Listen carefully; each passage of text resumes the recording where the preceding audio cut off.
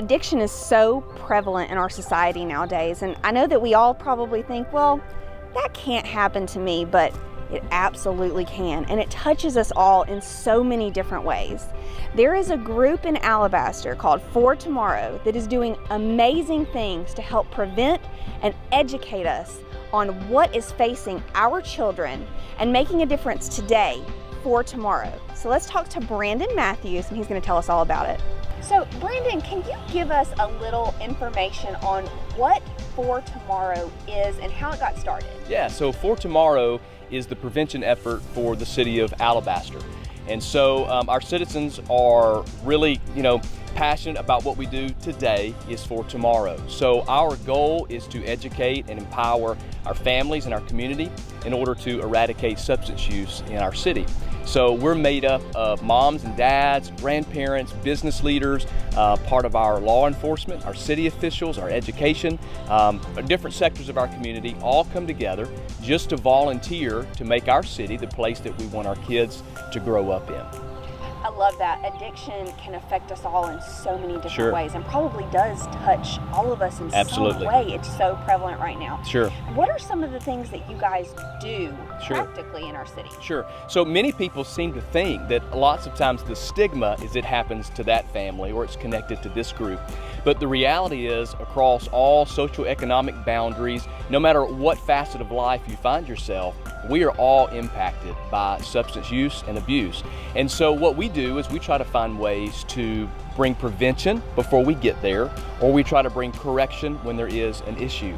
So for example, we're very proactive in educating our community about what substance use is happening in our schools, with our young people, dealing with it in our families.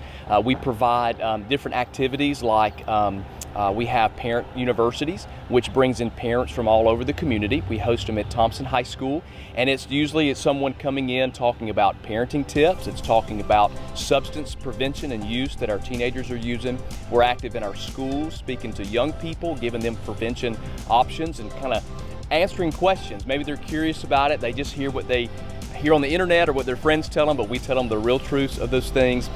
We also launched a family-friendly vendor program here in the city, which we recognize that a lot of our convenience stores maybe had some items that weren't quite good for the family or for the kids right at the checkout counter. And so we just approached those stores, brought them all together, we had a conversation, and just requested that maybe they would either remove or relocate those items in the stores. And in return, they would be included in our family-friendly vendor program. So in the community, when you shop at a convenience store, when you see that decal on the window, you know that they've gone to great lengths in order to make it a safe environment for your family to shop, so that those items are not right in line with your children as they check out. Wow. So there's some really big things going on that you guys are doing to help. I've been in one of these meetings before, and I feel like we all think it's not going to happen to Sure. us. It's not us, right? Sure. It's other people.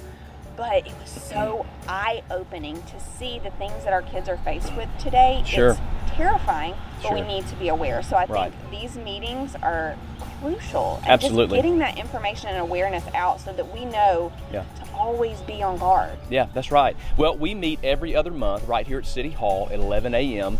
Typically it's on a Tuesday morning at 11 o'clock. Our next meeting is scheduled for June, as long as the pandemic doesn't take that out.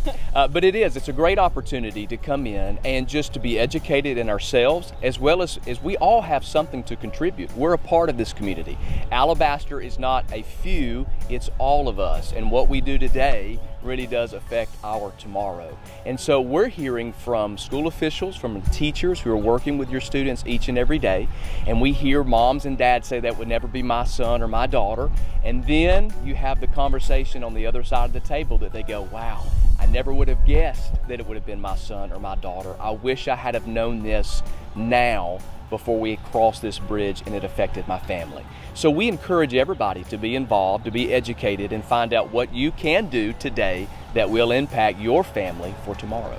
So tell us how we can get involved? Absolutely. The greatest way, I would say, is to visit alabasterfortomorrow.com. You can find out about our mission, our vision, ways that you can plug in. There's even a volunteer assessment that just talks about things that you're passionate about, where you're gifted, and so we can take your passions and your giftings and we can find places for you to add value to this community through this organization to make a difference.